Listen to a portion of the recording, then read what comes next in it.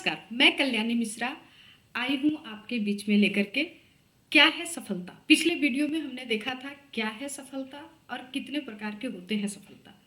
आगे की वीडियो में मैं बात करने जा रही हूँ आर्थिक सफलता की। कई बार हम सोचते हैं कि अगर हमारे पास ढेर सारी धन संपत्ति हो, पर्याप्त धन हो, तो हम जीवन में हर सफलता को प्राप्त कर सकते हैं, हम सुखी रह सकते हैं, संपन्न रह सकते हैं। लेकिन क्या सिर्फ धन संपत्ति जमा करना ही है आर्थिक सफलता?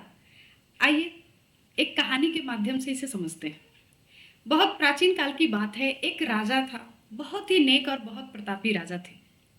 वे अपने राज्य को लेकर के बहुत चिंतित रहते थे कि हमारे राज्य की जो प्रजा है वो खुशहाल रहनी चाहिए, उसे किसी प्रकार की कोई परेशानी ना हो।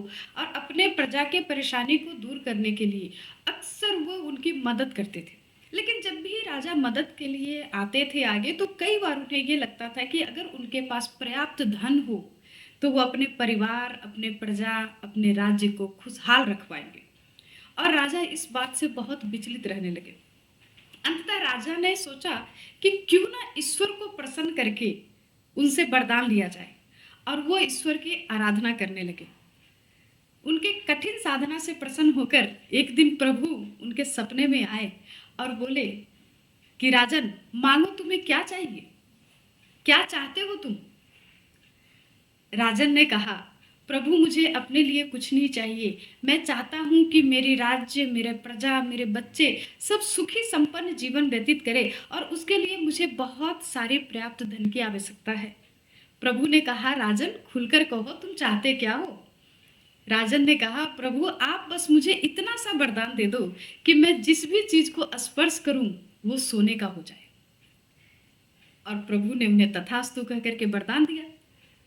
सुबह जब राजा की आंख खुली तो उन्हें लगा ये तो सपने की बात थी, सपने में बीत गई। लेकिन ये क्या, जैसे ही वो बिस्तर से उठ करके मेज को हाथ लगाया, उनका मेज सोने का हो गया।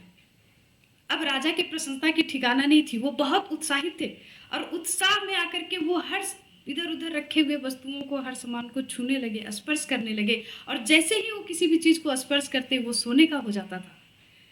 राजा बहुत ही ज्यादा उत्साहित थे, बहुत प्रसन्न थे कि उनके तो सारे सपने पूरे होने वाले हैं, अब वो सभी को खुशहाल रख सकते हैं।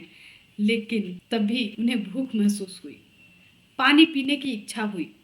और ये क्या, जैसे ही उन्होंने पानी के ग्लास को हाथ लगाया, पानी भी सोने का हो गया।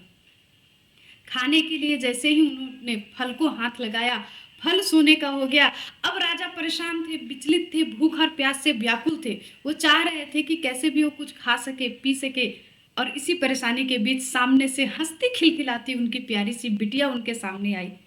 एक क्षण के लिए राजा ने जब अपनी बेटी के मुस्कुराते हुए चेहरे को देखा, तो वो देख करके अपने परेशानी को भूल गए, और प्यार से गले लगाने के लिए अपनी बेटी को जैसे ही उन्होंने स्पर्श किया, उनकी राजकुमारी सोने की गुड़िया बन गई। अब राजा बेचैन थे, परेशान थे। ऊपर वाले ने वरदान तो उन्हें दिया था कि वो जिस भी चीज को स्पर्श करेंगे वो सोने का हो जाएगा, लेकिन वो वरदान उनके लिए एक श्राप से कम नहीं साबित हो रहा था। पैसे की अब कोई कमी नहीं थी उनके जीवन में, लेकिन अब उनके जीवन में सुख शांति नहीं थी। आर्थिक रूप से पूर्णतः सफल थे वो। क्या ये सफलता है पूर्ण सफलता? नहीं, सिर्फ आर्थिक रूप से सफल होना पूर्ण सफलता नहीं है। तो फिर क्या है पूर्ण सफलता? जानते हैं अगले वीडियो में।